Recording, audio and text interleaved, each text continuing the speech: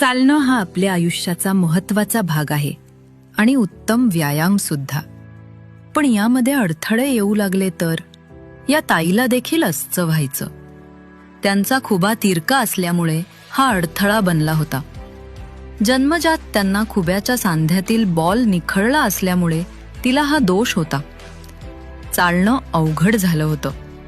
बऱ्याच जणांकडून असं समजलं की शस्त्रक्रिया करून काही फायदा होत नाही.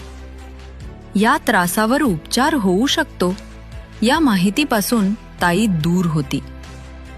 पण यांना म्हैसाळकर शिंदे हॉस्पिटलमध्ये संपूर्ण खुबाबद्दल शस्त्रक्रिया करण्याचा सल्ला दिला. त्यांनी निर्णय घेतला आणि तिचं आयुष्य एकदमच बदलून गेलं. आज तिच्या चेहऱ्यावर आत्मविश्वासाचं हसू आहे.